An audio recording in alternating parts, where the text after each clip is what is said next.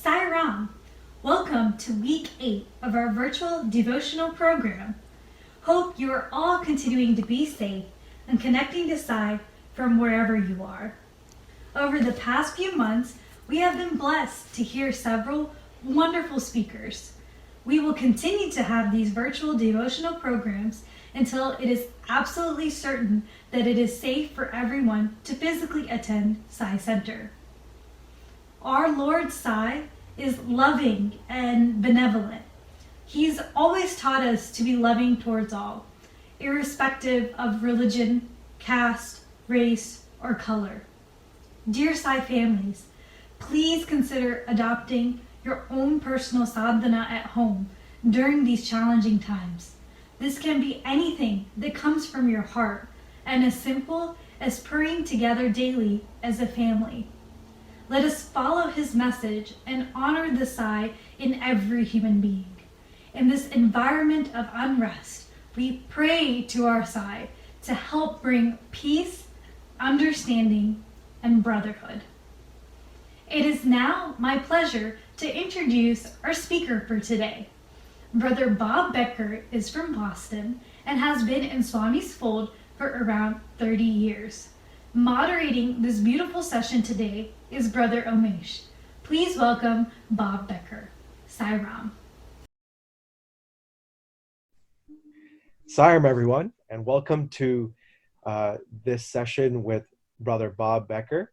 It's my privilege to moderate this session with this special guest.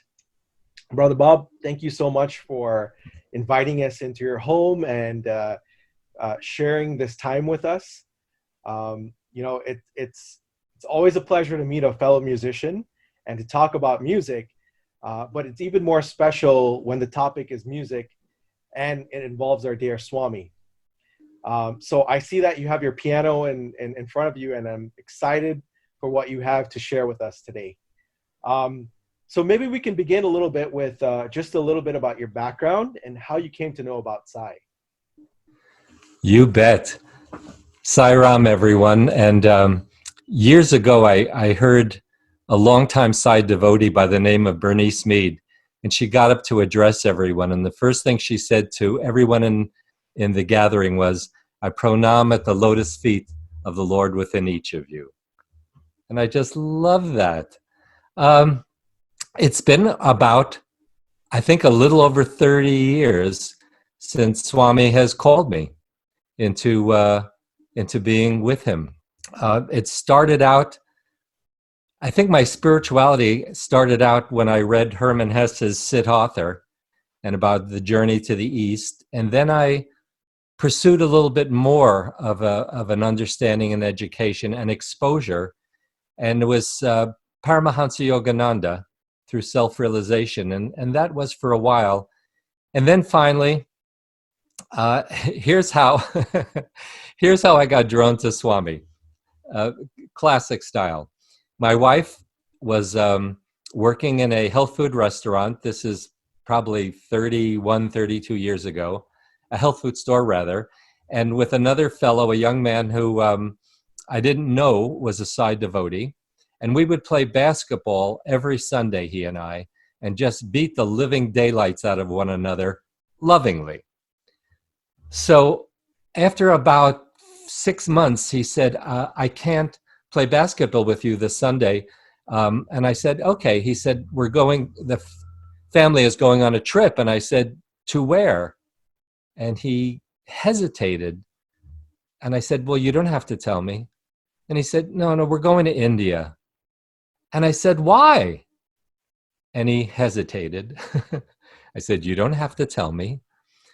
He said, we're going to see our teacher. I said, you have a guru? What's his name? And he hesitated. He said, can I give you a book? And then when I come back, if you still want to pursue the conversation, we can do that. And I said, of course. So he gave me A Man of Miracles. I read the book, and this is all I ever needed to hear, which brought me to Swami. And basically what I learned from that book was, in my first introduction to Swami was, when Swami said, you are here for three reasons. One, you're a Christian, fine. Muslim, fine. Hindu, fine. Jew, fine. Whatever. Dig once, dig deep. And I went, I like this. The second thing he said was, you're here for one purpose, and that is to be in service to those less fortunate than you. Don't talk about it. Just do it. And I went, I am liking this guy more and more. And then the final thing he said was, don't raise money in my name. You're not a beggar. You want to donate to schools and hospitals, you donate. You don't ask anyone to do your job for you. And I thought, if that's all there is, I'm all in on this. And that was the beginning. That kind of was an eye-opener. And I really wanted to know more. I wanted to be there. I wanted to see who surrounds him, what the organization was like. And that's when in 1998, finally, I made my first trip to Puttaparthi. And that was an eye-opener. Matter of fact, let me share my first story. And that is, to many of you who have been to Puttaparthi, you know that you queue up in the morning before darshan, and there's thousands, men and women, on each side. So I had my temple whites on. I was feeling very holy.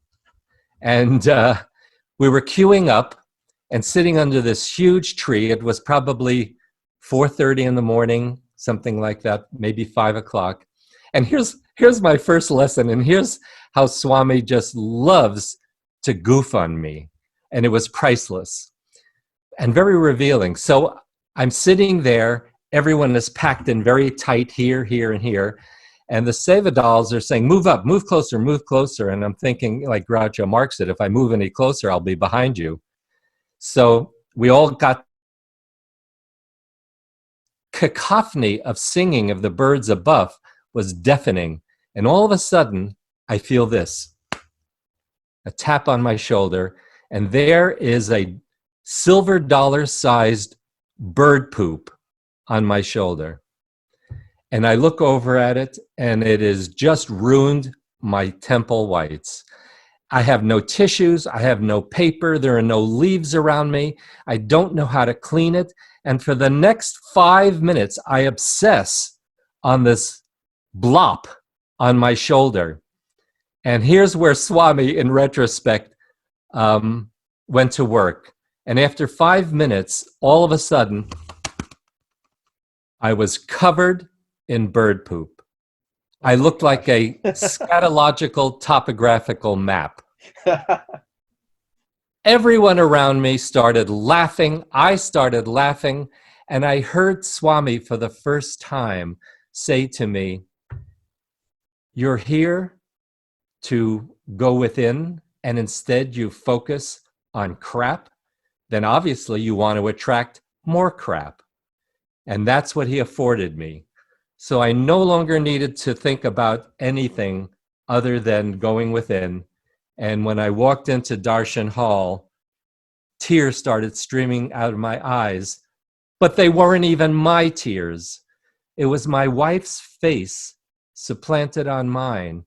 And I heard Swami say, this is what it looks like and feels like to feel that kind of devotion. Pay attention. It was my wife's tears. So again, that phrase that stuck with me to this day was, men, hold on to the hem of your wife's sari. She'll lead you to God. And I started to go, okay, I'm starting to get it, I hope. That's wonderful. It's always a pleasure to listen to different devotees and their journey and how Swami ropes them in. And he has such a unique way, just so lovingly, but so effectively ropes us into his fold. Maybe you can share a little bit about, how you got into your career. I know you you're in video production, and how that led you to work for some of the videos that have been produced, especially one on Swami's mobile medical hospital. Sure, I'd love to. I started out, much to the terror of my parents, as a rock and roll musician, a drummer to start with, and then after way too many years, I'm sure is how my parents looked at it, I realized I better get a job. Maybe music wasn't going to be it for me. So the music went on for a while. And in college, I studied communication arts, radio and TV. And I figured, okay, that's what I'll go back to. That's what I know. And what I've learned over time, and I think my parents and friends knew way before, is that I was unemployable. So I needed to start my own enterprise. So I started my video production company, and it was really working with corporate nonprofits, and I guess if we're given gifts whether we realize it or not, and I think one of the gifts that I have been blessed with is in interviewing and helping people to tell their story and recognize their passion, their divinity, and bring it out in their message, because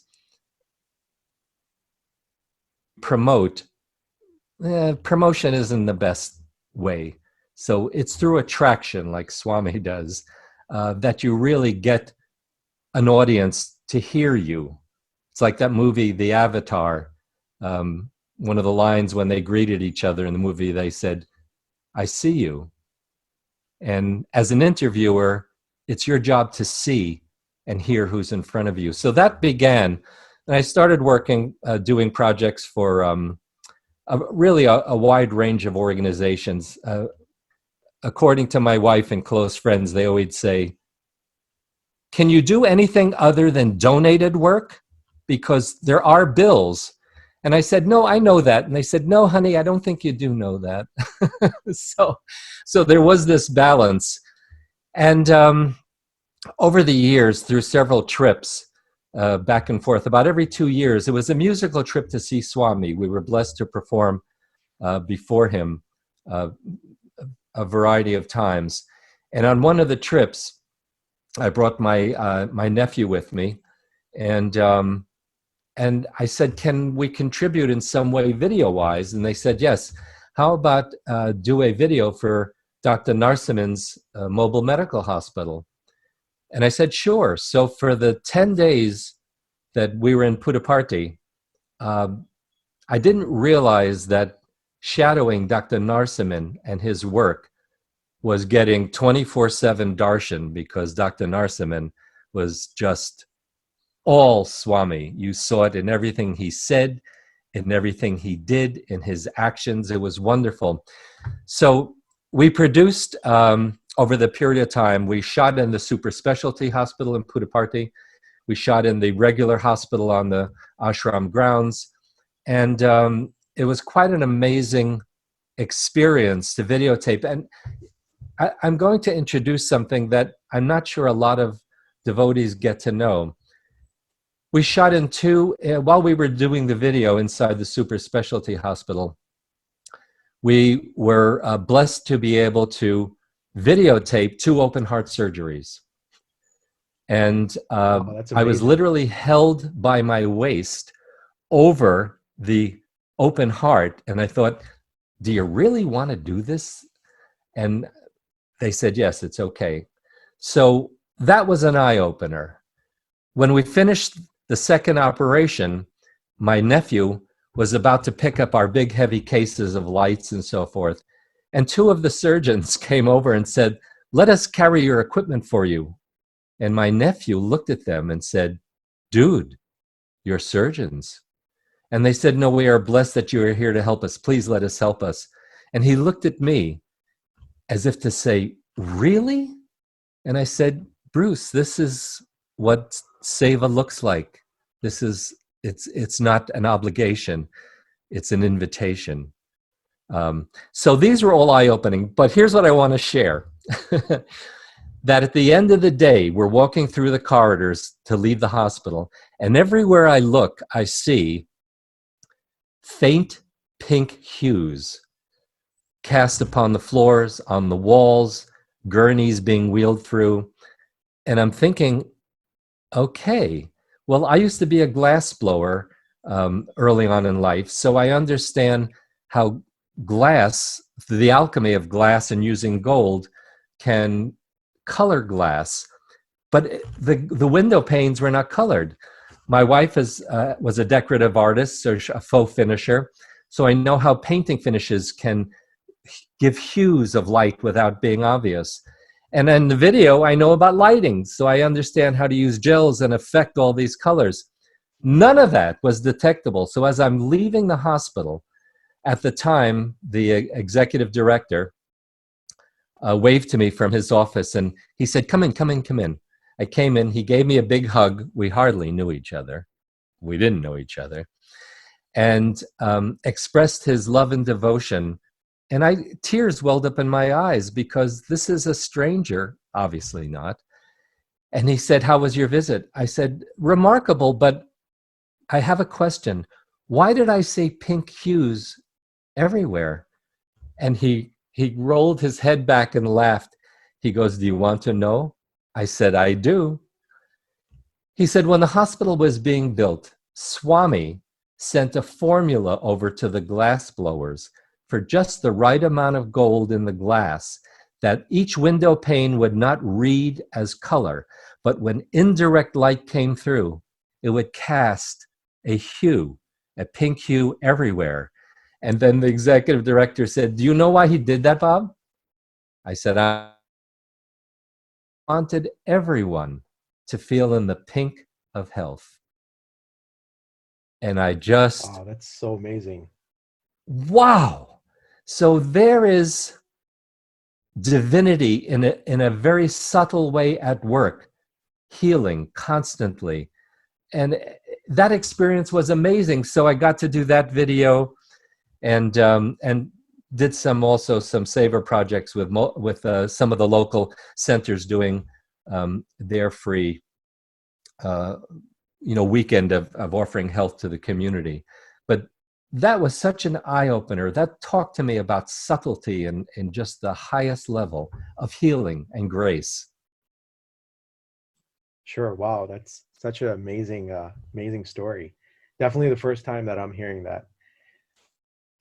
So, Brother Bob, it's my understanding that you're not only a musician, but also a music producer. Can you talk a little bit about your musical journey with Swami? I know you just Sure. mentioned that you were able to be in his divine presence and you guys had offered some musical programs as well. Love to hear about that. You bet. Another wonderful story and an awakening to someone, well, I guess over many lifetimes, still not quite awake yet. In 2004, the Norwalk, Connecticut Center called and said, "We understand that you have a little recording studio in your office and that you offered it for service work." I said, "Sure." They said, "Well, we have a children's choir and we'd love to record songs and maybe we can play for Swami." And I said, "You bet." And they said, "Well, you wrote a song that we heard called In Love Eternally. Do you mind if we just change the lyrics just a touch?" And I said, "I don't mind." They said, "Well, are you sure it's your song?" I said, "No, absolutely." So the lyric was, "When you're in love all the time. The sun pours down and the rain starts to shine." And they said, "Do you mind if we say, instead of when you're in love, when you're with Sai?" I said, "Of course." And they said, "Are you sure?" I said, "Of course. It's the same thing. Love, Sai, Sai, love. Yes." They said, "Okay." So for a year, we rehearsed. And in my office, it's about 24 by 24 feet. And I set up something like 15 microphones, and upwards of 40 of us from Massachusetts and Connecticut and Jersey and New York and Connecticut gathered here almost every weekend to rehearse and record this CD. So we recorded 13 songs. There were 13 children originally on the CD. The number would be significant coming up shortly. And then Ramesh Wadhwani, our leader from the Shelton, Connecticut Center, brought the CD that we produced and had manufactured to Swami and said, Swami, would you bless this and would you allow them to come and perform for you? And Swami said, yes. So we practiced more, we went 2005, and this is priceless. We rehearsed twice a day there, and we did Seva, Seva, practice, Seva, Seva, Darshan, Darshan, and we all got sick. We just didn't, it was out of balance. So 4 days to go, Swami had not called us, and we figured, okay. And our leader, Ramesh Wadhwani, said, now, if you are disappointed because you are not called, that would not make Swami happy. Swami hears you in every practice that you do, in every breath that you take, in every joyous noise that you make. So just be happy to be able to be here and don't be disappointed. And we all said, okay. But the child in each of us goes, please, Swami, please call us, please call us. So 4 days to go. Most of us are in bed sick. I'm in bed sick with one of our singers, our young violinist. I'm running a fever. I'm delirious. And all of a sudden, banging at the door. I open the door, and there is another delightful sampat, another violinist saying, now. And through my fever, I go, now? Swami is waiting. Let's go. He interrupted Darshan. Everyone, go. So all of a sudden, it becomes a crazy scramble, and rickshaws are engaged, and cars are engaged, and equipment is brought from here and there. People are limping, people are being carried. We finally get there. Swami waits for a little over a half hour for us to arrive in the middle of darshan. And we finally get there, and we set up, and all of a sudden everyone forgets their illness, and we start to play. Well, halfway through, none of the other microphones are working properly. We have many delightful musicians there, Jen Nigro, Neddy Spivak, delightful, wonderful singer-songwriter musicians. And apparently the only mic that is working for the moment is mine on the piano, and I'm right in front of Swami. So I am not taking my eyes off of what I'm playing before His grace. And He's right in front of me. He's up there on the veranda, and we start singing and playing, and it's just wonderful. All everything falls away but the gratitude and the presence. So when we sing the song that I thought was my song, In Love Eternally, halfway through I decide to look up, and Swami is singing along. And I think to myself, how does he know the lyrics? And I realize, idiot, they're his lyrics. So if you don't mind, I'd like to play this song for you now that we played for Swami. Sure, please do. It's called In Love Eternally.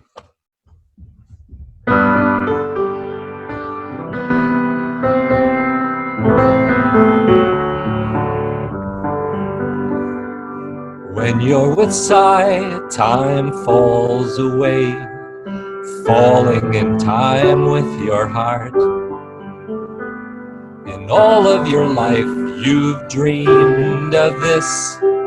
This is what dreams are for. And now becomes the time to say, Sai, you've taken my breath away. Now becomes the time to be in love eternally. When you're with Sai, you're in love all the time. The sun pours down and the rain starts to shine. In all of your life, you've dreamed of this. This is what dreams are for. And now becomes the time to say, Lord, you've taken my breath away. Now becomes the time to be in love eternally. Rain to the stream, river to the sea, Satya Sai Baba. Dark and the dawn, rainbow and storm, Satya Sai Baba. All that I see, this breath that I breathe, Satya Sai Baba. Song of my heart, treasure thou art, Satya Sai Baba. When you're with Sai, you're in love all the time. When you're with Sai, you're in love eternally. In love eternally. In love eternally.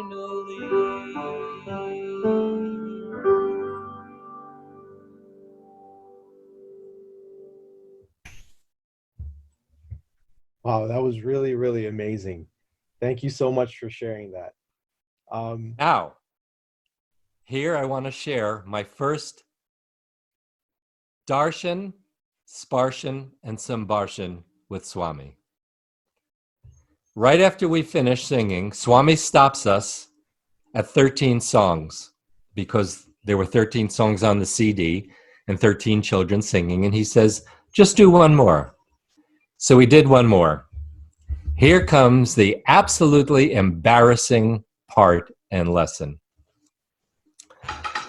So we finish singing. Swami calls up one of our leaders, Bitsy.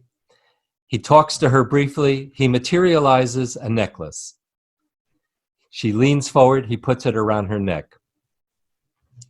I see this, and I close my eyes, and silently I say, Swami, I've been doing a lot of seva, a lot of service work, and I just don't feel recognized. I would like a ring.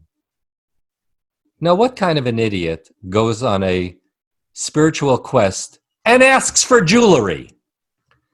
I open my eyes, and Swami is looking out over the crowd. Everyone's chanting. They just saw a public materialization. And then his eyes rest on me, and he gives me this look. He looks away. I realize what I just did. I close my eyes, and I say, Swami, thank you for not outing me in front of all these thousands of people. Obviously, I do not need a ring. I have everything I could ever possibly need. Thank you. I open my eyes again. I feel a little lighter, a little less stupid. Swami's looking out over the crowd, and then Swami looks directly at me and goes, I do this. Someone says, no, it's you. Go, go, go, go. I go up to the railing. Swami's talking to me. I can't hear him. So I lean closer in. I can't hear him. I lean closer in. Finally, he says to me with a big smile, if I make you this ring, will you wear it permanently? And I look at him, and that's the picture in the beginning. I smile at him. We're smiling at one another. And I say, yes, Swami. He materializes the ring. I reach for it. He takes my hand, puts it in his lap, and starts to put the ring on this finger. I have a big bone knuckle. It's not going on. The ring is not going on. And I'm thinking, great. I'm going to be his first public failure. He looks at me and he says, are we swollen, Bob Becker? And I know he means my ego. And I say, yes, Swami. Boom. The ring goes on over the bone. It's perfectly in place, but it will never come off.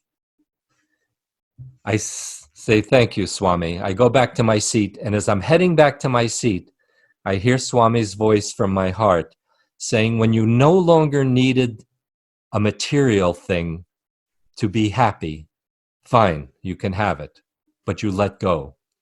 And when I sat down, finally, the next thing I hear from Swami is, if you were not feeling recognized for your seva work, it had nothing to do with anyone else. You were not recognizing the divinity within you. Time goes by, because this is public. People throughout the next 4 days are lining up. They want to see the ring.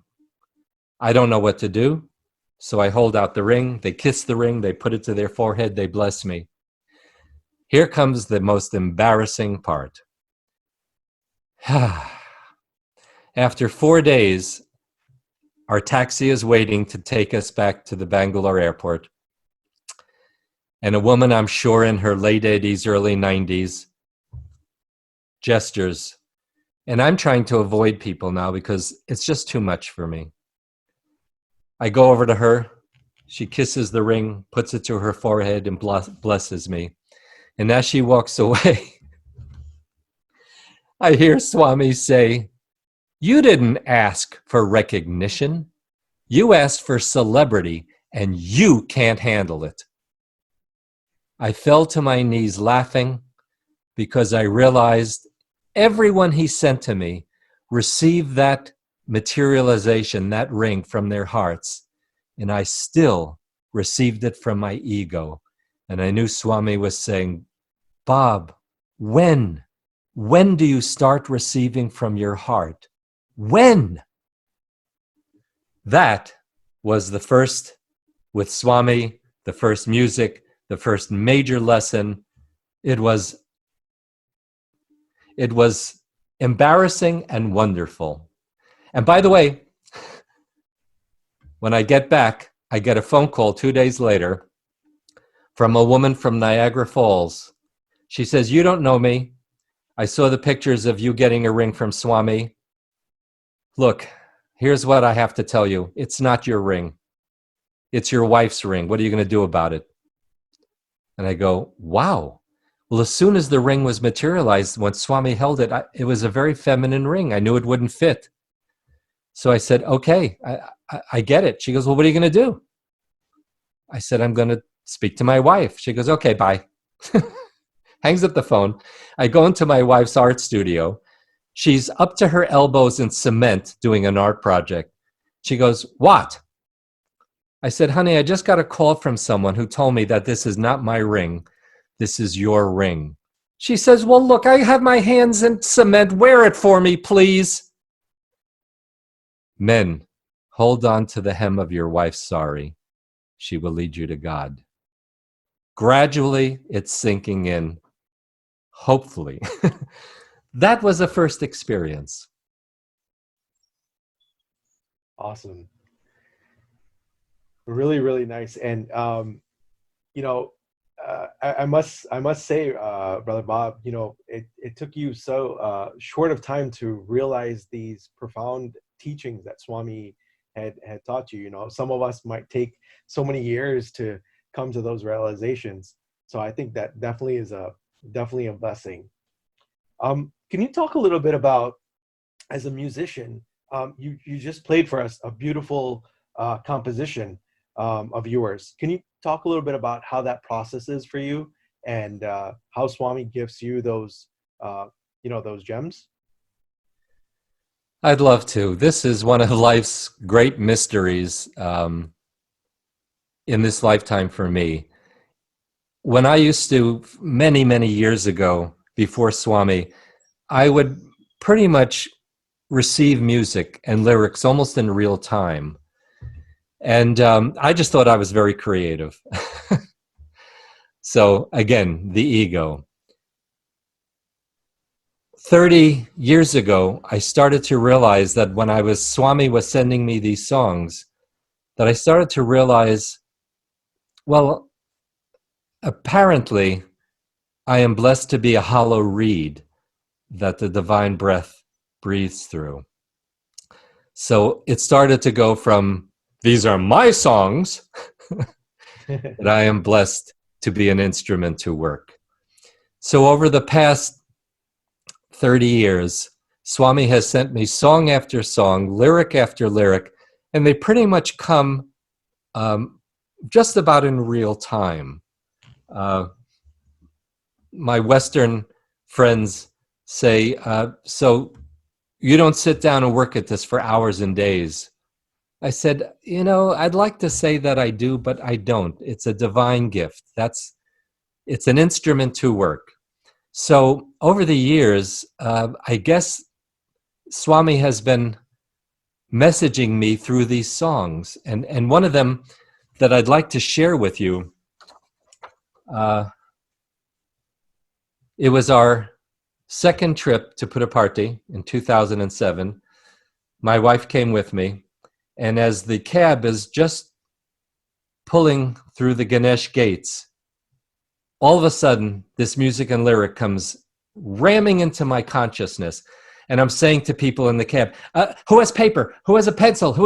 And my wife turns to me with all her Irish and says, relax. I said, no. She goes, relax. So I sit back and I realize, okay, the divine is speaking through her. And this is the song that Swami sends, which is one of my favorites that I want to share for you. And it's called, we got to sing it for Swami the third time around, I believe. And it's called Walk in Love, Talk in Love.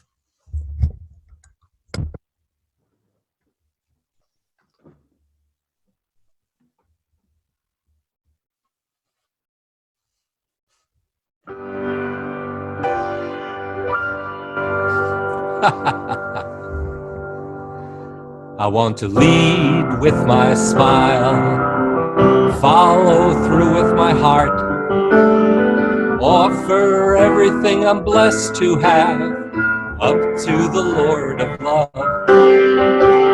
Love feeds the hungry, love restores sight to the blind. Love is the medicine to heal our wounds. It happens time after time. I want to walk in love, talk in love, learn through love, burn with love. This is my reason to be. This is my reason to be. My only reason to be. Love sets me free. Love sets me free.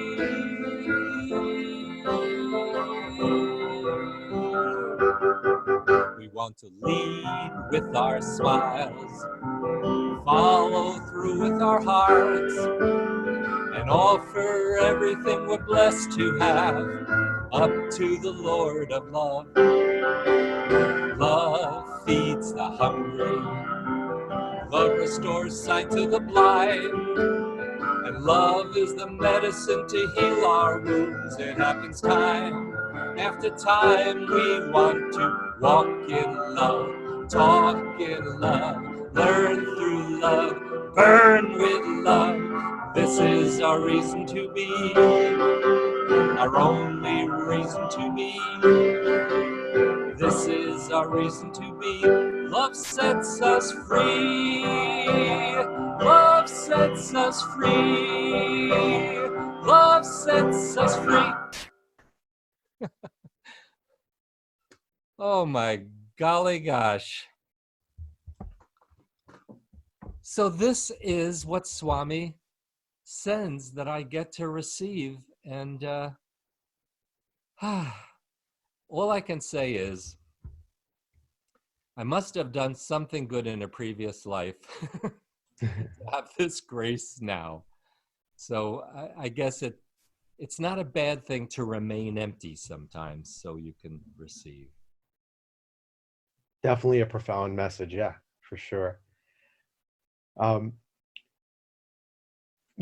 sure your musical journey would have led you to touch so many different devotees across the world and in the US. Can you tell us a little bit about the lessons that have stuck with you over these many years with Swami? Yeah, I'd love to. Thank you.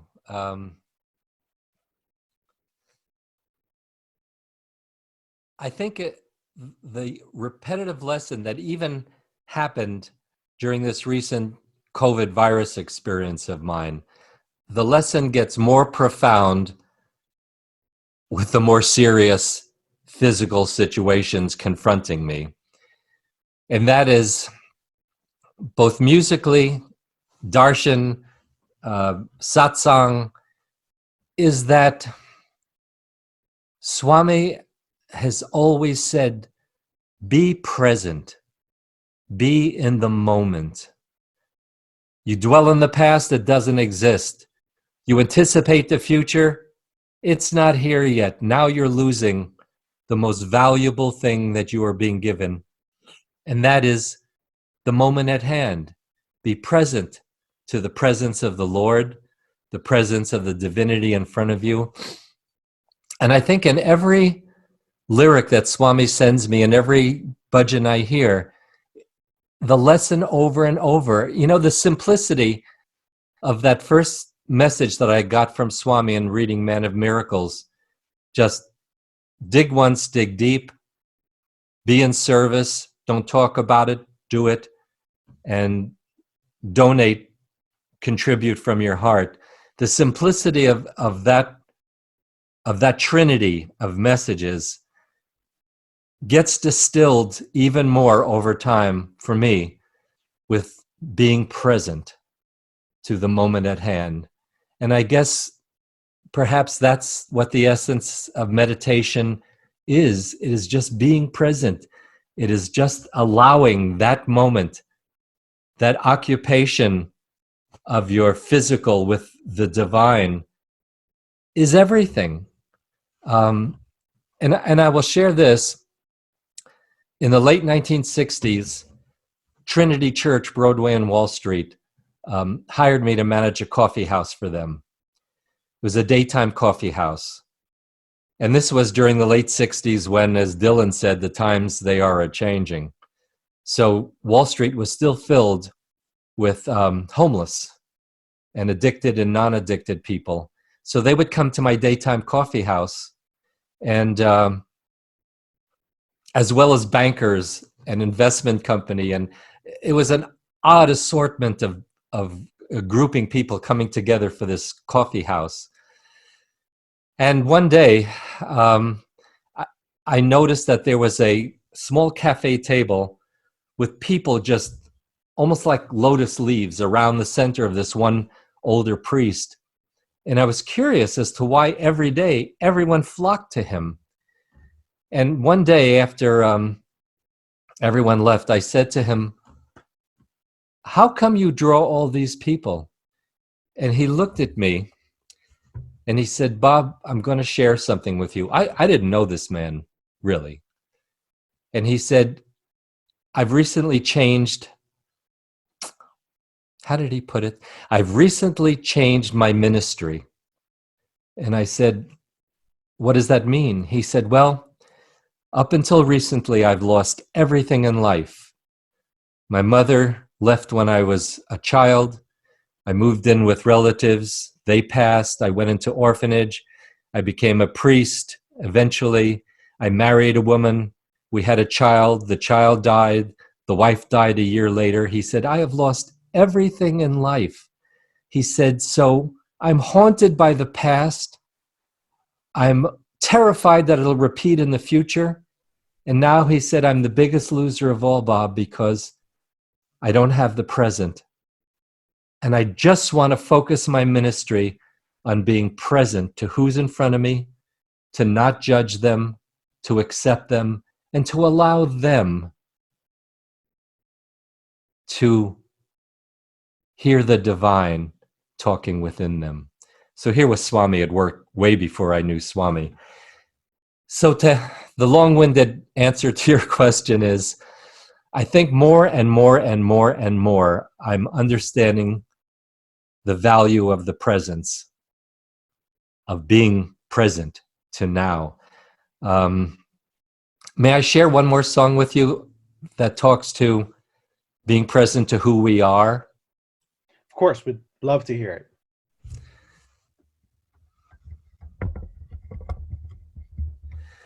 I will just share this, that when Swami sent me this song, I played it for my mother-in-law who lived with us and my wife, and both of them said, "This is not going to work for you, Bob." I said, "Why?" They said, "Honey, the name of the song is Thank You, Lord, for Being Me. People already think you're crazy. Now they're going to think, oh, so now you think you're God." They said, "We'll get back to you." They left, and they came back shortly with this introduction, and they said, "Now you can add this to your song." So, Thank You, Lord, for Being Me, with an introduction by my mother-in-law and my wife. You are the heavens, and you are the seas. You are the mountains, and Lord, you are me. So thank you, Lord, for being me, for this time on earth, for this breath that I breathe. Thank you, Lord, for my trials and tests, for this chance to be free from birth and death. Thank you, Lord, for being me.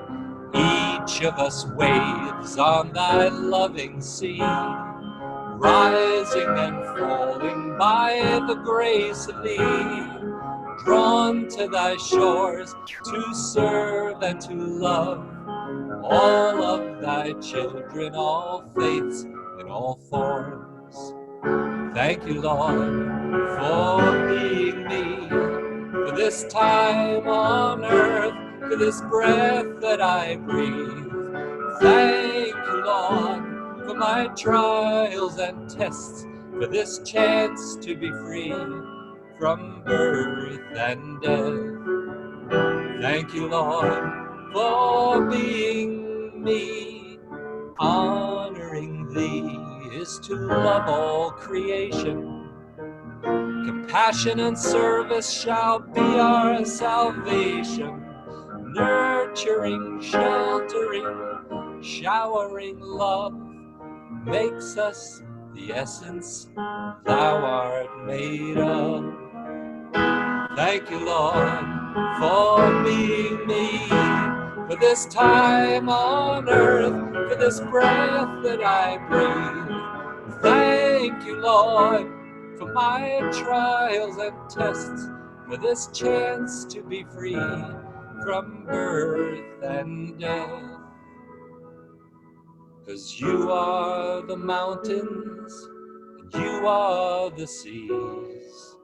You are the heavens, and Lord, you are me.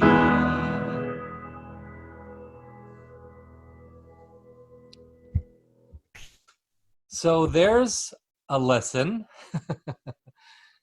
remembering who we are. What a responsibility when you finally can say, I am that. Well, I'm a kid from Brooklyn, so what I hear is, prove it. Don't talk, be it. Here's the other thing. There's an old phrase, people from Brooklyn, us wise people from Brooklyn, I should say wise guys and gals, they always say, you're not going to sell me the Brooklyn Bridge, because people used to try to sell deeds to the Brooklyn Bridge. You're not going to sell me a bridge. So when people say to me, so you have a guru who thinks he's God. So did you drink the Kool-Aid? And I say, you're not going to sell me a bridge. No one's going to sell me a bridge. When someone tells me who I am and someone who is that, that's the lesson. So I think about that again and how How do we stay focused on who we are in traffic, in arguments, when things go wrong, to be present to who we are? And there it is again. To answer your question, it's being present in the moment to the presence of divinity that we are. And, another thing I wanted to share that I realized through the COVID experience is I always remember Swami saying, don't ask me for things. Ask me for wisdom. Ask me for divine intelligence. And a dear friend, Bob Bazzani, and his wife, who spent a lot of time in the very early 70s with Swami, one time they were invited over his house one morning. They got there very early, and he hadn't been there yet. And they were just being present, and Swami comes down, bypasses them, looks out the blinds of the windows to the sea of humanity going back and forth. And without turning to them, he says, it makes me sad. They all want something from Swami. They all want something for Swami. When do they thank Swami for what they have and who they are? And this Babazani and his wife, they just got teary-eyed because there it is again. Being present to what you have, and song after song that Swami sends me, and message after message, and readings and inspirations, it just comes down to for me, to nothing but be present to who you are and what you have now. And then the brat from Brooklyn says, and get on with it. That's what I'm saying to myself. So those are the messages that that come through louder and louder. And again, this COVID experience has crystallized it for me in a very succinct way. And but maybe it leads into our conversation now about that. Yeah, definitely. I think if you were to ask many people what they thought the year 2020 would have been like, almost no one would have told you we'd be in the situation we are in today. And it almost seems like it's seen out of a movie with this latest pandemic. So please share with us, what these past months have been like for you. Thank you, John. So about 10 weeks ago, I'm on the ethics committee of our hospital network. And as the pandemic started breaking out and not quite hitting us the way the impact it did, my wife and I went in and did donated several videos from our CEO talking about what to expect. He's also a neurologist, so he's not a back office CEO. And then also we created a video for donning and doffing, and that is how to put on protective gear and how to take it off safely. So I don't know if that's where I got COVID virus from. I don't think it is. But shortly after that, about 2 weeks after that, all of a sudden, I'm hearing my wife saying to me, "Where are you?" And I turn to her and say, "What do you mean?" She says, you're out there, Bob. You are out there. And all of a sudden, she feels my forehead, and I'm burning with fever. She says, "Honey, how can you not know you're burning with fever? Go to bed."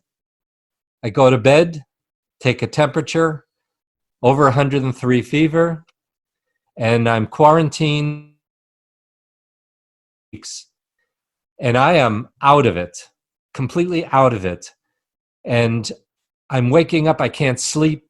I don't want any food at all. I'm just taking some liquid foods. My wife is bringing me, just making these incredible carrot and beet fresh juices, and just trying to ginger and just trying to keep me up. And I'm having these very strange, angry dreams.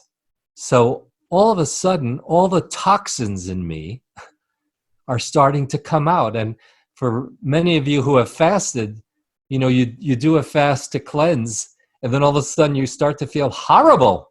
And you say, well, what the heck am I cleansing for? I feel like I'm dying. And the truth is that you are dying. These toxins are trying to escape.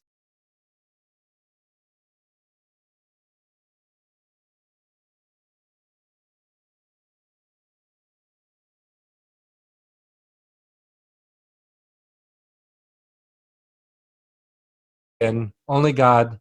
And after a couple of weeks, I'm starting to accept a little bit of food. And I have our detached studio here. It's about 20 feet from the house. And this is where my office and my music studio is. And my puja. And I'm here isolated for a little over a month. My wife leaves food at the bottom of the stairs, and I am cut off from everything. And again, the sleep is irregular.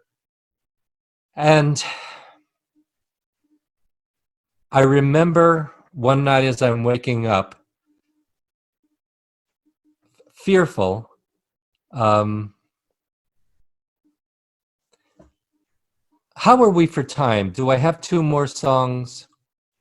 Sure do. Yeah, we're Good. I want to share this song because Swami sent this to me many years ago, and I felt empty during this isolation. I felt empty. I forgot who I am. So this song came to my mind in the middle of the night, and I want to share this because it really typifies and exemplifies that I was being emptied and wondering who I am. And the title of the song is Timelessly Drifting.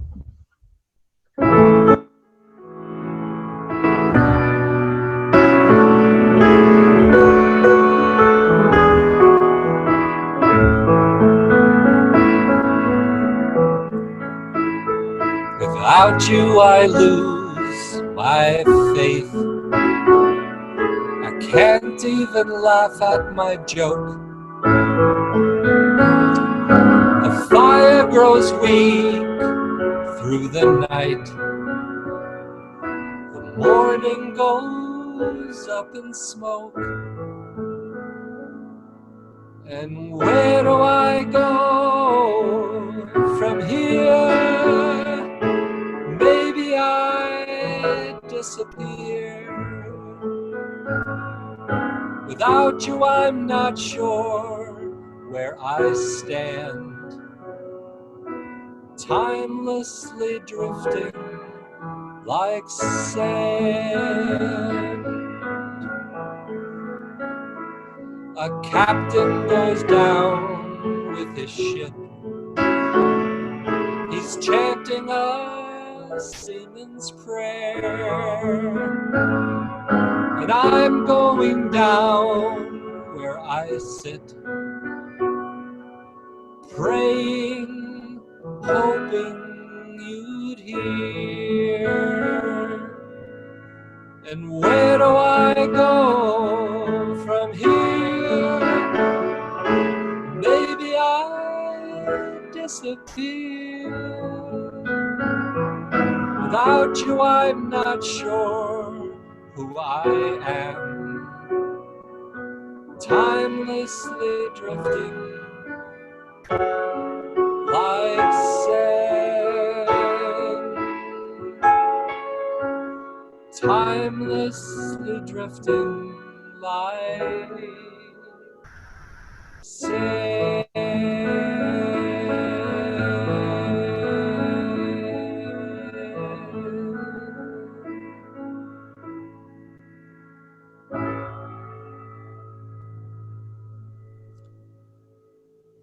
I was empty. I was empty. I was fearful. 2 things came to mind in the ensuing days. In one dream state, I remembered Swami saying, "Why fear when I am here?" And I woke up and I went, wow. And then this came to me, and this talks to presence. I think I finally surrendered after all of these years. I believe. I remember Swami saying, and I love this, when you are born, everyone is smiling and happy that you are born, and you're crying. You're going, oh no, not another lifetime. No, no, no. And then Swami said, so when you are dying, you let them cry, and you laugh, and you be happy. And I thought, thy will be done. And I said, if I am to die, I want to be able to laugh. I want the joke to be on me. And I felt comfortable with that. And I fell back to sleep. And there was a change. There was a change. I think weight fell away from me on some level when I was no longer protecting and holding on. And then Swami sent this song. And through the rest of my recovery, every time I would wake up in the middle of the night, this song was going on in loop in my brain and in my heart, wooing me back to sleep. It was amazing. I would wake up and hear this song. So I would like to share this with you now. And I think when you asked before about the music and the lessons, I am blessed to have received this. And it's called The Present is Our Present.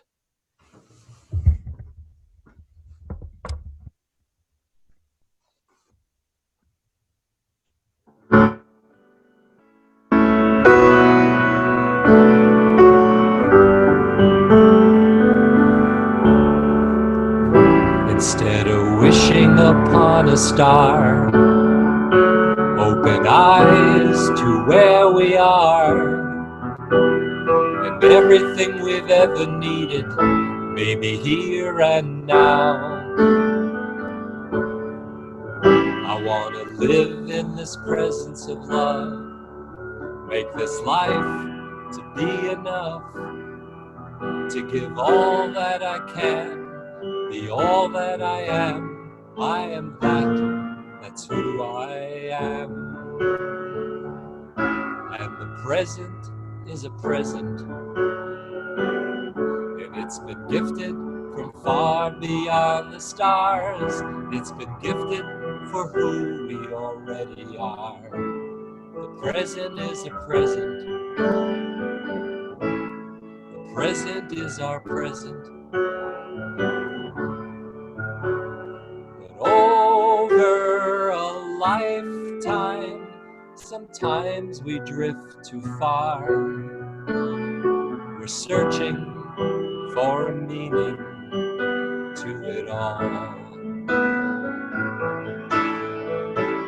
Those long winding roads, we wander all alone. But when we follow Sigh's heavenly light, it always brings us home, home to the present. And it's been gifted from far beyond the stars. It's been gifted for who we already are. The present is a present.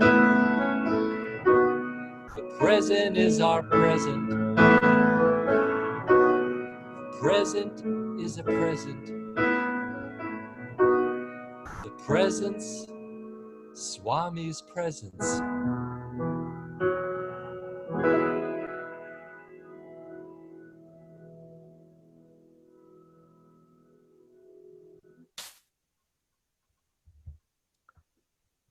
That what was going over and over and over in my brain, in my heart, as I was waking up and realizing I'm not sure I asked for this gift of the coronavirus. But having received it, I started to recognize in retrospect that it is a blessing, and it took nothing short of this to surrender and to learn to be more present. And now my job, my task, is to be present to that going forward in traffic jams, in arguments, to be that. So that's what the COVID experience and the other part of the gift is I lost 22 pounds. And apparently I didn't need that. So I'm healthier on so many more levels. I think because of that. And it's, I don't say this to a lot of my friends that I'm blessed to have had COVID, but I think that's what I'm getting out of all of this. Sure. As we, if I had to think of a way to describe those last two songs, I would definitely say soul stirring. As I listen to those, if you don't mind, if you can just share as we wrap up one more beautiful rendition with us, that would really be grateful for that. Thank you. And this is just a wonderful blessing. This is being in Puttaparthi.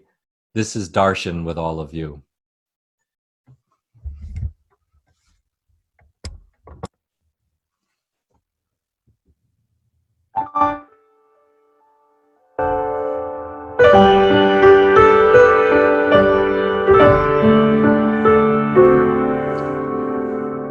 I am of love,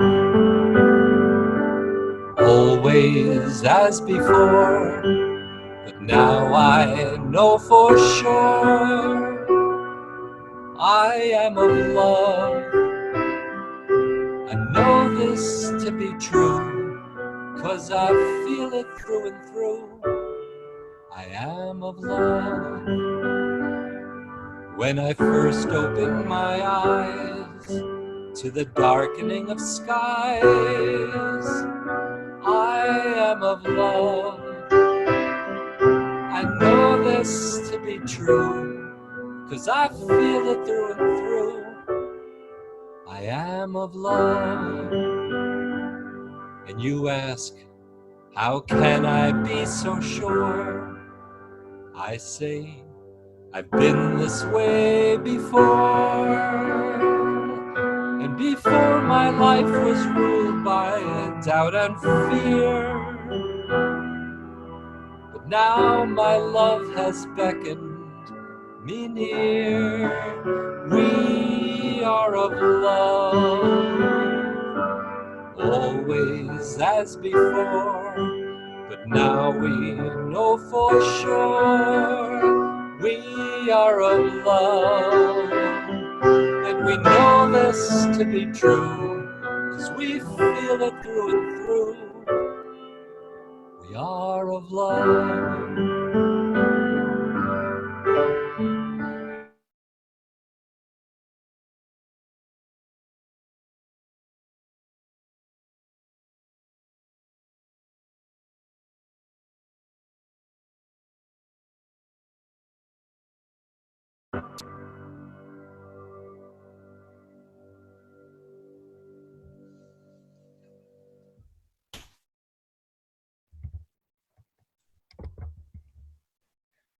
Definitely felt like I was in Prashanti.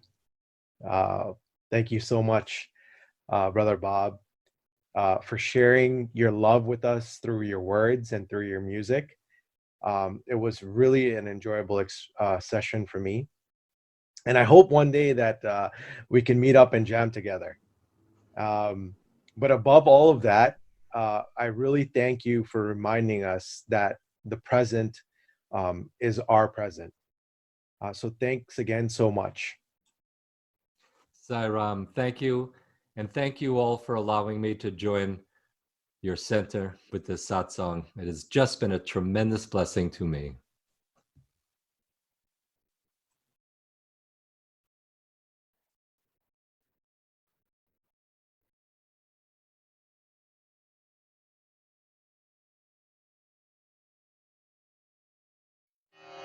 ॐ साईश्वराय विद्महे सत्यदेवाय धीमहि तन्नः सर्वप्रचोदयात्। ॐ साईश्वराय विद्महे सत्यदेवाय धीमहि तन्नः सर्वप्रचोदयात्। ॐ साईश्वराय विद्महे सत्यदेवाय धीमहि तन्नः सर्वप्रचोदयात्। ॐ साईश्वराय विद्महे सत्यदेवाय धीमहि तन्नः सर्वप्रचोदयात्। ॐ साईश्वराय विद्महे सत्यदेवाय धीमहि तन्नः सर्वप्रचोदयात्। ॐ साईश्वराय विद्महे सत्यदेवाय धीमहि तन्नः सर्वप्रचोदयात्। ॐ साईश्वराय विद्महे सत्यदेवाय धीमहि तन्नः सर्वप्रचोदयात्। ॐ साईश्वराय विद्महे सत्यदेवाय धीमहि तन्नः सर्वप्रचोदयात्। ॐ साईश्वराय विद्महे सत्यदेवाय धीमहि तन्नः सर्वप्रचोदयात्। ॐ साईश्वराय विद्महे सत्यदेवाय धीमहि तन्नः सर्वप्रचोदयात्। ॐ साईश्वराय विद्महे सत्यदेवाय धीमहि तन्नः सर्वप्रचोदयात्। ॐ साईश्वराय विद्महे सत्यदेवाय धीमहि तन्नः सर्वप्रचोदयात्। ॐ साईश्वराय विद्महे सत्यदेवाय धीमहि तन्नः सर्वप्रचोदयात्। ॐ साईश्वराय विद्महे सत्यदेवाय धीमहि तन्नः सर्वप्रचोदयात्। ॐ साईश्वराय विद्महे सत्यदेवाय धीमहि तन्नः सर्वप्रचोदयात्। ॐ साईश्वराय विद्महे सत्यदेवाय धीमहि तन्नः सर्वप्रचोदयात्। ॐ साईश्वराय विद्महे सत्यदेवाय धीमहि तन्नः सर्वप्रचोदयात्। ॐ साईश्वराय विद्महे सत्यदेवाय धीमहि तन्नः सर्वप्रचोदयात्। ॐ साईश्वराय विद्महे सत्यदेवाय धीमहि तन्नः सर्वप्रचोदयात्। ॐ साईश्वराय विद्महे सत्यदेवाय धीमहि तन्नः सर्वप्रचोदयात्। ॐ साईश्वराय विद्महे सत्यदेवाय धीमहि तन्नः सर्वप्रचोदयात्।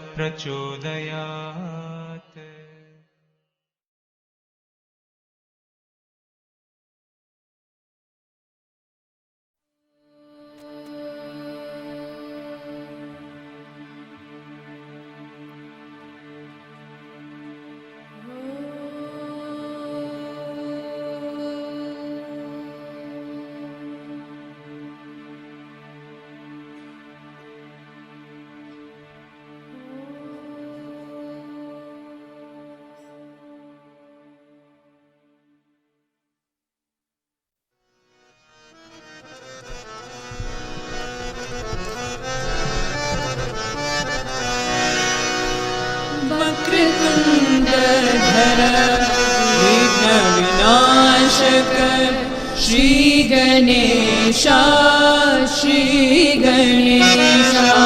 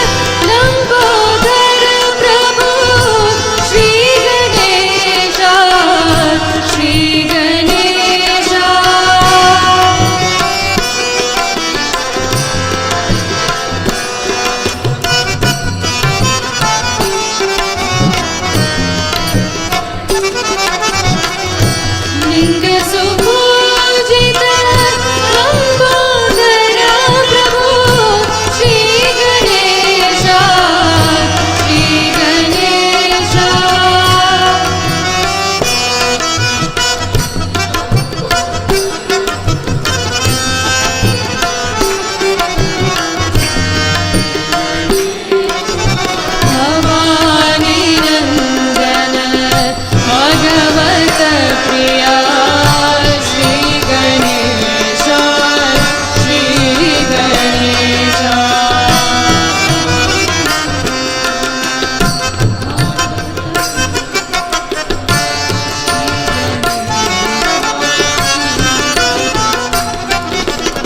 भवानी नंदन भगवत प्रिया श्री गणेश श्री गणेश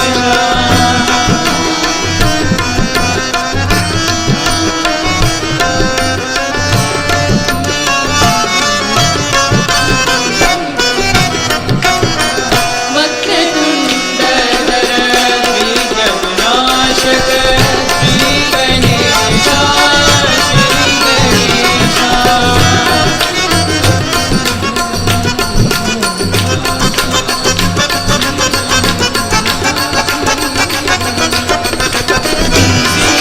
विनायक गजानन श्री गणेश श्री गणेश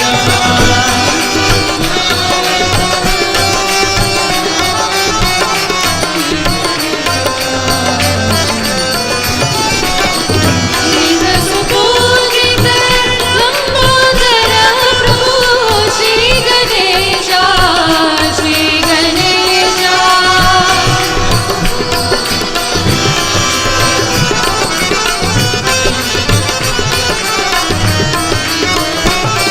भवानी नंदन भगवत प्रिया श्री गणेश श्री गणेश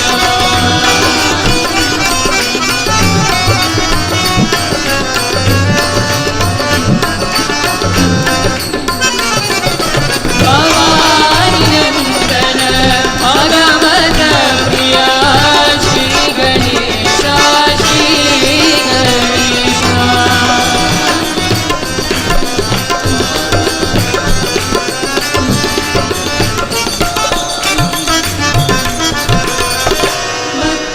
वक्रतुंडधर विघ्न विनाशक श्री गणेश श्री गणेश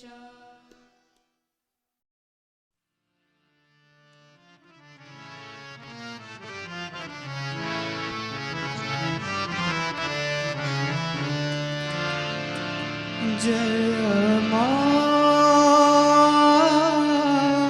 आनंदमयी जननी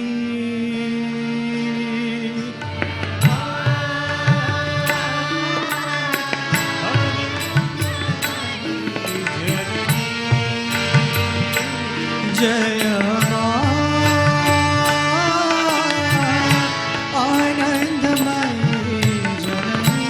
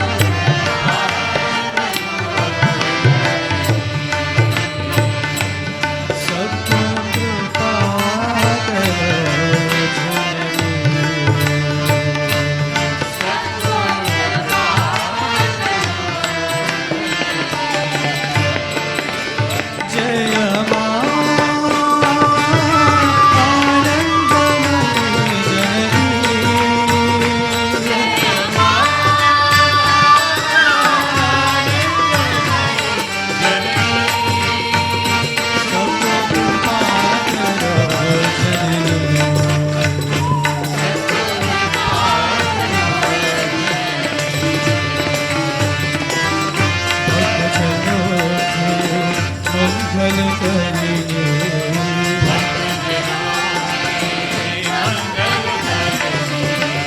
મંગલ કરો જનની મારા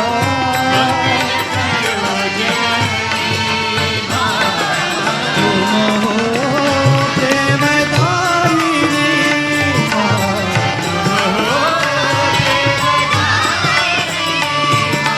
તુમ હો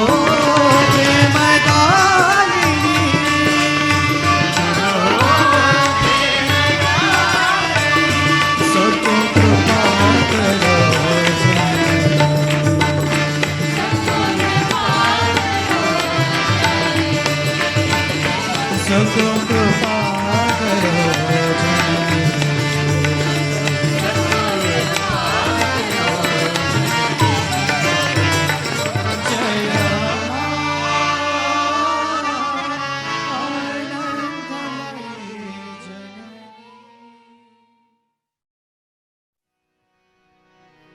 घन घन नीला बंसी धरिया ગણ ગણ નીલા બંસી દરિયા घन घन नीला बंसी धरिया ગણ ગણ નીલા બંસી દરિયા मधुर मधुर स्मित वदन सवरिया મધુર મધુર વદન સવરિયા मधुर मधुर स्मित वदन सवरिया મધુર મધુર સ્મિત વદન સવરિયા घन घन नीला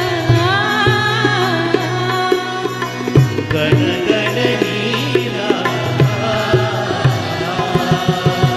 घन घन नीला ગણ ગણ નીલા मोर मुकुट पीतांबर धरिया મોર મુકુટ પીતાંબર ધરિયા मोर मुकुट पीतांबर धरिया મોર મુકુટ પીતાંબર ધરિયા झुमक झुमक झुम बाजे घुंघरिया ઝુમક ઝુમક ઝુમ બજે ઘુંઘરિયા झुमक झुमक झुम बाजे घुंघरिया ઝુમક ઝુમક ઝુમ બજે ઘુંઘરિયા घन घन नीला ગણ ગણ નીલા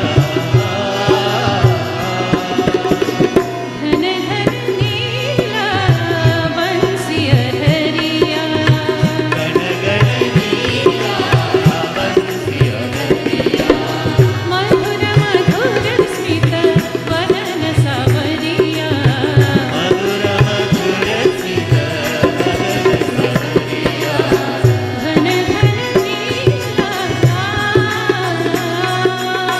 ગણ ગણ નીલા मोर मुकुट पीतांबर धरिया મોર મુકુટ પીતાંબર ધરિયા झुमक झुमक झुम बाजे घुंघरिया ઝુમક ઝુમક ઝુમ બજે ઘુંઘરિયા झुमक झुमक झुम बाजे घुंघरिया ઝુમક ઝુમક ઝુમ બજે ઘુંઘરિયા घन घन नीला बंसी धरिया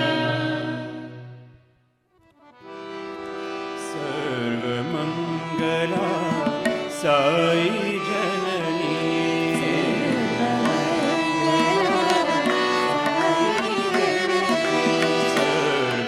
સર્વમંગલા સાઈ જનની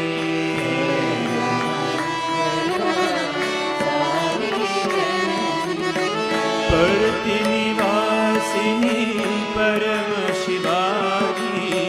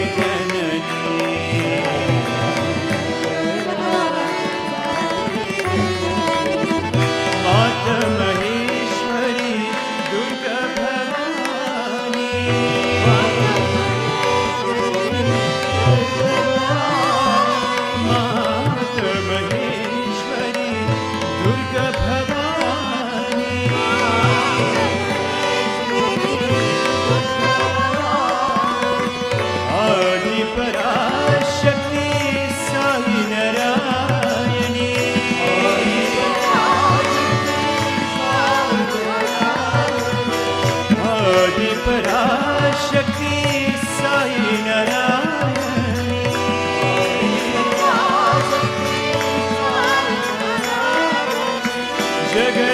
जगदोद्धारिणी भवभयहारिणी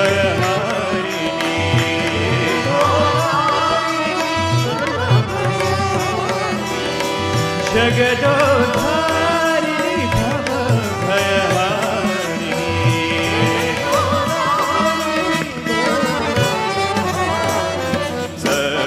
सर्वमङ्गला साई जननी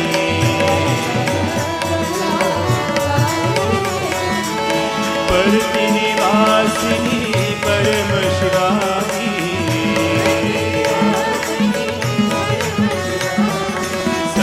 सर्वमङ्गला साई जननी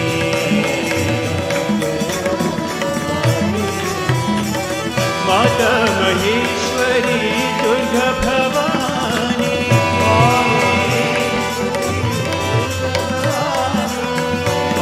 आदिपराशक्ति साई नारायणी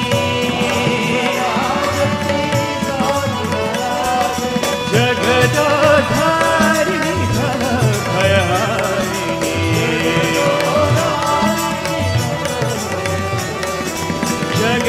जगदोद्धारिणी भवभयहारिणी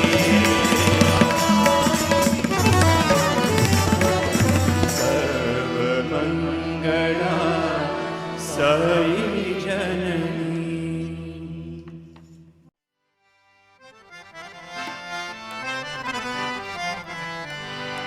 शरणं शरणं साईश चरणं शरणं साईश चरणं शरणं शरणं साईश चरणं शरणं साईश चरणं सद्गुरु श्री गुरु मम गुरु साई गुरु सद्गुरु श्री गुरु मम गुरु साई सद्गुरु श्री गुरु मम गुरु साई गुरु सद्गुरु श्री गुरु मम गुरु साई गुरु शरणं शरणं साईश चरणं शरणं साईश चरणं परतिपुरीश्वर साई गोपालं परतिपुरीश्वर साई गोपालं परतिपुरीश्वर साई गोपालं परतिपुरीश्वर साई गोपालं शान्तिनिवासं गुरुदेव शरणं शान्तिनिवासं गुरुदेव शरणं शान्तिनिवासं गुरुदेव शरणं शान्तिनिवासं गुरुदेव शरणं शरणं शरणं साईश चरणं शरणं साईश चरणं सद्गुरु श्री गुरु मम गुरु साई गुरु सद्गुरु श्री गुरु मम गुरु साई शरणं शरणं साईश चरणं शरणं साईश चरणं परतिपुरीश्वर साई गोपालं परतिपुरीश्वर साई गोपालं प्रशान्तिनिवासं गुरुदेव शरणं शान्तिनिवासं गुरुदेव शरणं प्रशान्तिनिवासं गुरुदेव शरणं शान्तिनिवासं शरणं शरणं साईश चरणं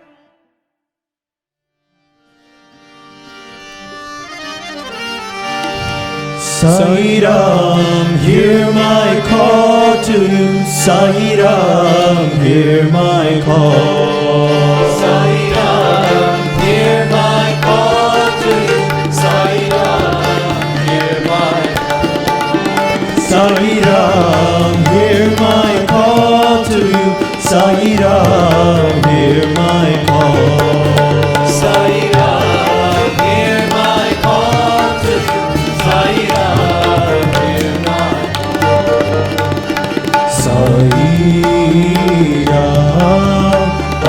know you must hear my call. Sai Ram, I know you must hear my call. Sai Ram, I know you must hear my call. Sai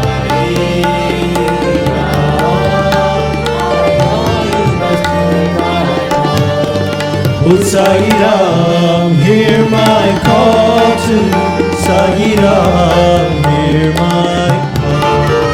Sai Ram, hear my call to Sai Ram, hear my call. In my heart is a burning, yearning for you. In my heart is a burning, yearning for you. In my heart is a burning, yearning for you. My heart is a burning, yearning for you. I am waiting, I am praying, I am calling to you. I am waiting, I am praying, I am calling to you. I am waiting, I am praying, I am calling to you. I am waiting, I am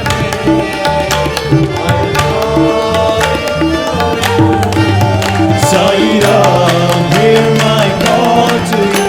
Sai Ram, hear my call. Sai Ram, hear my call to you. Sai Ram, hear my call. Sai Ram, I know you must hear my call.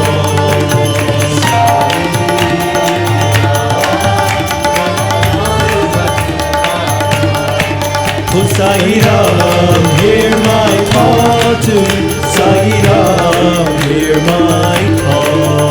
Sai Ram, hear my call to Sai Ram, hear my call. In my heart is a burning, yearning for you. In my heart is a burning, yearning for you. I am waiting, I am praying, I am calling to you. I am waiting, I am praying, I am calling to you. I am waiting, I am praying, I am calling to you. I am waiting, I am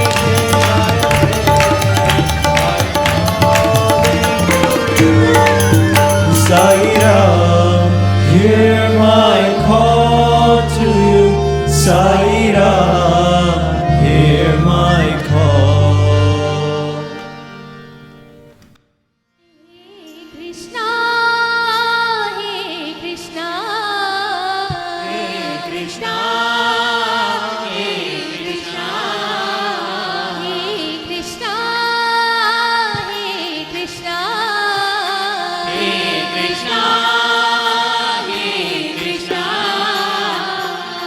Vittala Jaya Panduranga, Panduranga, Vittala Jaya Panduranga, Panduranga, Vittala Jaya Panduranga, Vittala Jaya Panduranga. Nanda Kishora, Shama Gopala, Nanda Kishora, Shama Gopala, Shama Gopala.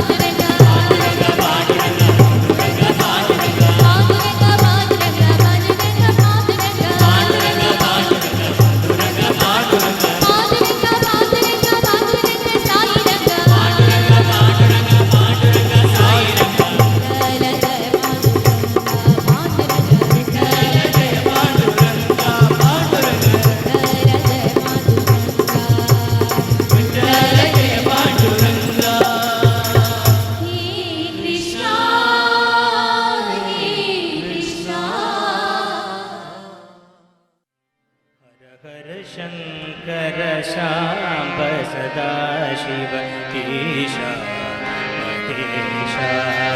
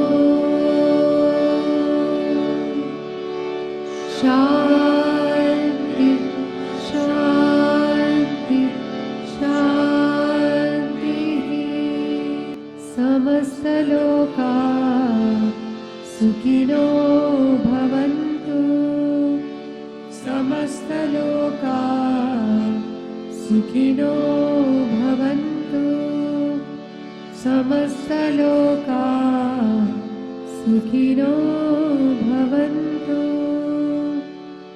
ॐ शान्ति शान्ति शान्तिः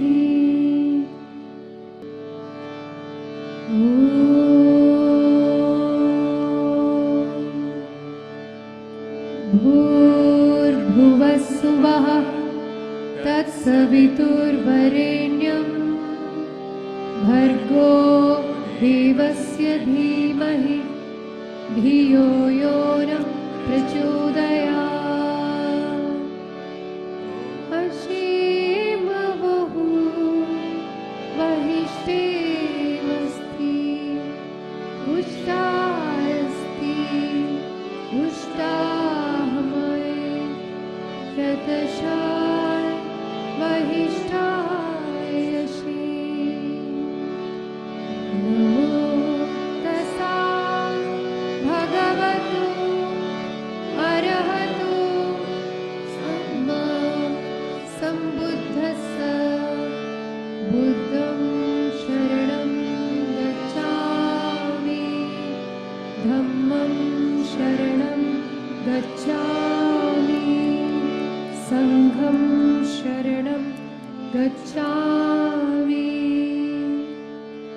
श्मा इस्राएल अदोनाय एलोहेनु अदोनाय एहा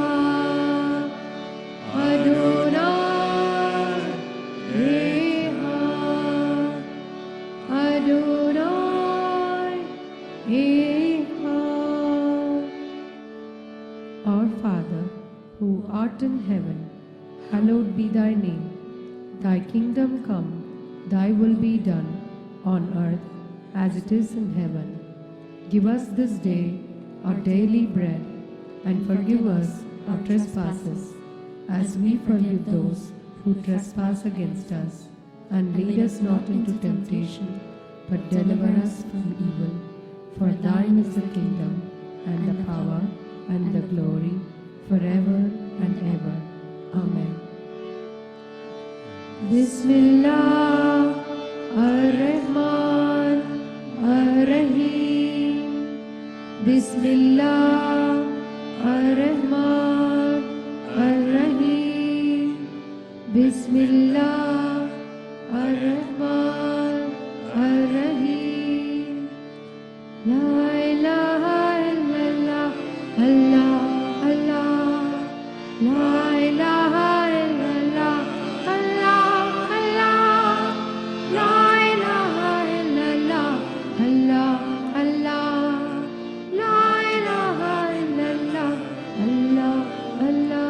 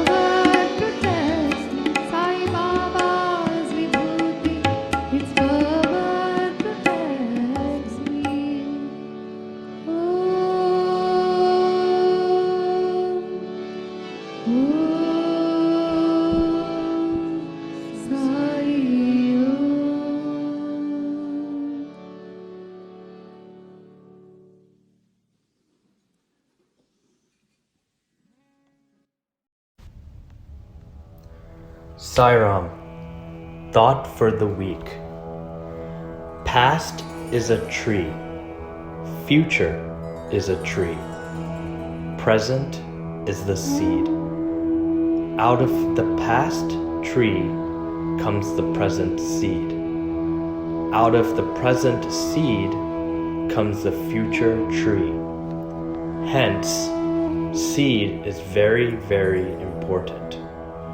Therefore, one should take care of the present seed.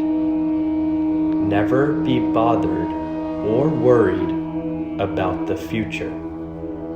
If one is good in the present, in future too will be good. So one need not worry about the future. When one worries incessantly about the future, psychologically, one becomes an unhealthy person. One need not give future a thought at all. Why should one worry? What is the shape of worry? Worry is mentally created fear. Worry has no form. It is only one's creation. Never give scope for such worry. All the time, be happy. Divine Discourse, July 19th, 1997. Siren.